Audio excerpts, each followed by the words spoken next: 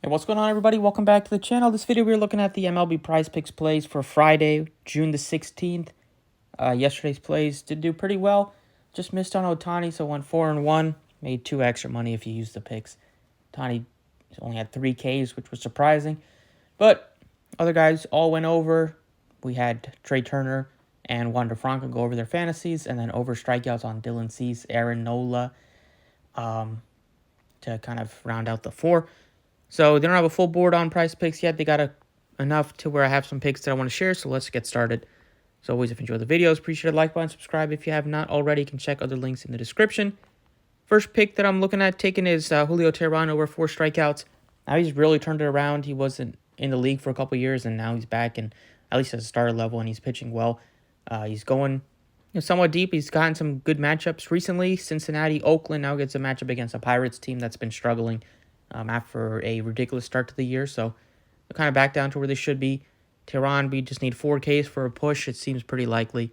So being that low and being the fact that, throughout his career with the Braves, he was a decent K pitcher, that we only need 4 against Pittsburgh, I think looks pretty good.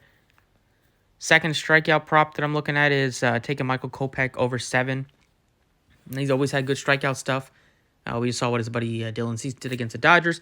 He has also been probably a little better at Ks this year than Cease, but this matchup is a good one. The Mariners have a lot of power in their lineup, but they have a lot of strikeouts as well. Suarez strikes out a lot. And then just up and down, he's going to be looking at a lot of righties. Rodriguez K a little bit as well. And just the fact that Kopech has elite strikeout stuff and the fact that he's been pitching well recently. That's another reason why I'm looking at taking him at 7. Maybe if it was at 6.5, look a little better, but I definitely think he's going to get us at least 7 strikeouts. We have Taijuan Walker on the Phillies side. Oakland, we saw what Bradley did against them, striking out almost everybody that he faced. From Oakland, Walker, maybe I feel a little better about his, fantasy score when they put that up, but you could look to that one if you wanted to. Looking at some total bases or some fantasy scores. Going right back to Trey Turner for the Phillies. He's just been turning it around. He got off to a terrible start. Like I said yesterday, made some swing adjustments with the hitting coach, and it's paid off for him. He's been hitting really well, and he's getting on base. And when he's on base, he's stealing bases as well. So at 8.5 against a lefty as well, which he's great against, seems like a pretty easy play. I mean, the games that he's hit this, he's been hitting it well over just with recently how good he's been hitting, multi-hit games, stolen bases, extra bases, RBIs. Phillies offense also been rolling, going up against Oakland. It's a tougher ballpark to hit in, but I still think the Phillies will put up runs. I'm taking him over 8.5 fantasy. Another one that I like is going up here a little bit for some of these power hitters, first basemen that have under 8 fantasy scores. The first one that stuck out a little bit was taking Matt Olson at 7.5. So, his teammate Acuna is at 9.5. You're getting a nice discount on Olson at 7.5. I know he doesn't hit for as high of an average, but with one swing of a bat with Olson is all you need for him to go over.